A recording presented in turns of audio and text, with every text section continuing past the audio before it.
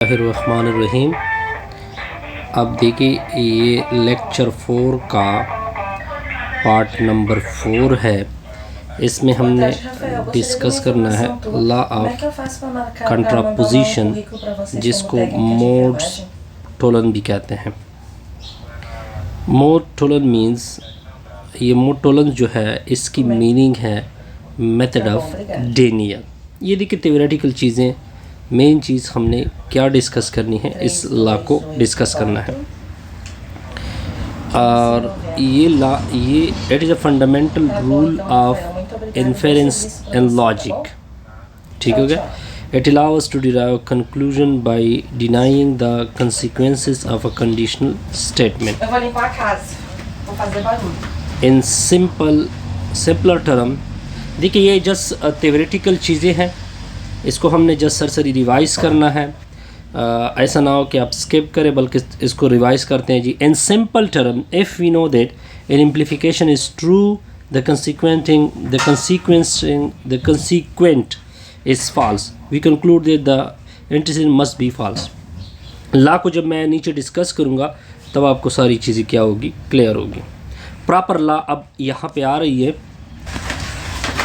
Law of कंट्रापोजिटिव क्या होता है, देखिए आपने इस तरह करना होता है कि आपके पास दो स्टेटमेंट होते हैं, एक P होता है, एक स्टेटमेंट आपका Q होगा।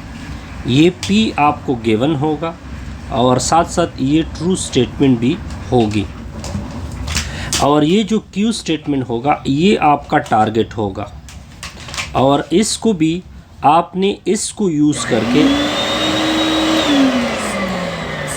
यूज़ करके आपने ये रिज़ल्ट क्या लेके आना होता है, ट्रू लेके आना होता है।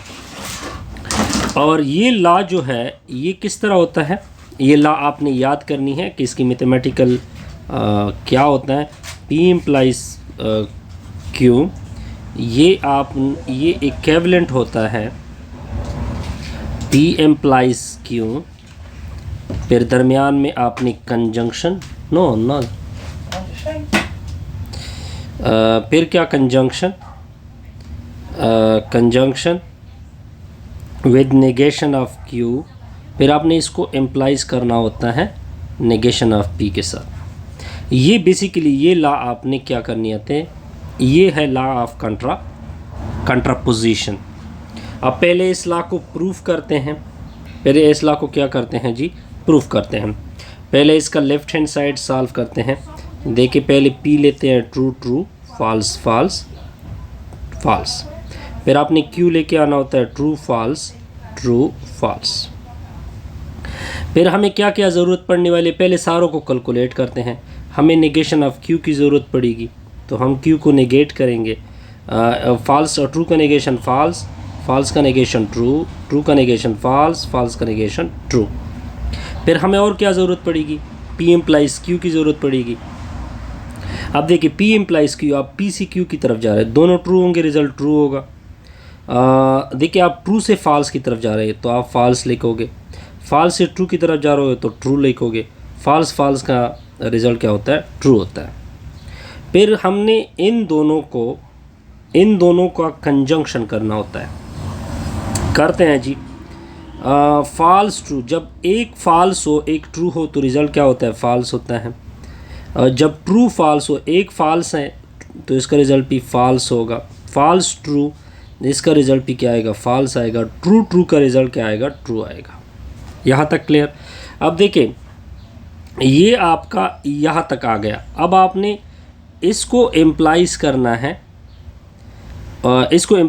With negation P। अगर मैं पहले नेगेशन P ले लूँ यहाँ पे, फॉल्स और ट्रू का नेगेशन फॉल्स, ट्रू का नेगेशन फॉल्स, फॉल्स का नेगेशन ट्रू, फॉल्स का नेगेशन ट्रू। अब हम पूरे इसको एम्प्लाइज करेंगे यहाँ तक। अब देखिए दोनों फॉल्स हैं तो रिज़ल्ट ट्रू आएगा, एक फॉल्स है एक दूसरा भी फॉल्स है, रिज़ल्ट क्या आएगा, ट्रू आएगा। एक ट्रू है एक फॉल्स है, तो आप कहाँ की तरफ जाओगे। अब देखिए आपने डायरेक्शन ये लेनी है, तो यहाँ हम पे ट्रू लेंगे। अब ट्रू से ट्रू की तरफ जा रहे हैं तो आप लिखोगे ट्रू। ये आपके राइट हैंड साइड का आंसर आ गया और ये आपके लेफ़्ट हैंड साइड का आंसर है। तो तो इस तरह ये लॉ हमने प्रूफ की, और ये लॉ क्या है? Law of contraposition. Law of contraposition को हमने प्रूफ किया। अब आते हैं जी प्रॉपर इसके एग्जाम्पल की तरफ। अब देखिए, यहाँ से लेकर यहाँ तक आपकी पी स्टेटमेंट हो गई। पी स्टेटमेंट क्या है? इट इज़ रेनिंग, बारिश हो रही है, तो ये आपकी गिवन स्टेटमेंट हो गई। फॉर एग्जांपल ये क्या है? ट्रू स्टेटमेंट है। अब इसका टारगेट स्टेटमेंट क्या आ गया? इसका टारगेट स्टेटमेंट आ, there are cloudy in the sky. तो जाहिर बात है कि क्लाउडी होगा, क्लाउडी होगा तब भी बारिश होगी ना। ऐसे तो नहीं हो सकता कि क्लाउडी नहीं हो और बारिश हो रही हो। ठीक हो गया जी। तो ये भी क्या आएगी? ट्रू आएगी। यानी पी एम्प्लाइज होगा डायरेक्ट किसको? क्यू को एम्प्लाइज होगा। ठीक हो गया जी। अब देखिए, अब हम क्या करेंगे? लॉ ऑफ, इस लॉ के मुताबिक हम क्या करेंगे कि हम क्यू के स्टेटमेंट को नेगेट करेंगे। जो टारगेट स्टेटमेंट है इस लॉ के मुताबिक, हम जो टारगेट स्टेटमेंट है उसको नेगेट करेंगे। It is not cloudy, cloudy नहीं है। ठीक है, तो जब क्लाउडी नहीं है तो आपका जो फर्स्ट सेंटेंस होगा पी भी क्या हो जाएगा? नेगेट हो जाएगा इसके साथ। इसको आप एज अ गिवन लोगे तो इसके साथ आपका टारगेट क्या होगा? It is not raining. तो इस तरह ये लॉ हम क्या करते हैं? डिस्कस करते हैं। ठीक हो गया। इसमें कुछ भी नहीं है जी। जब आप, मेन चीज़ आपने ये सीखनी है, मेन चीज़ आपने क्या सीखी है? P implies Q. इस लॉ का आपने मेन स्टेटमेंट ये सीखना है कि ये इक्विवेलेंट होता है पी एम्प्लाइज क्यू। फिर आपने एंड रखना है, उसको नेगेशन करना है क्यू के साथ, फिर उसको एम्प्लाइज करना है नेगेशन ऑफ पी पे, यानी उसका रिज़ल्ट नेगेशन ऑफ पी आएगा। उसका रिज़ल्ट क्या आएगा? नेगेशन ऑफ पी आएगा। ठीक हो गया।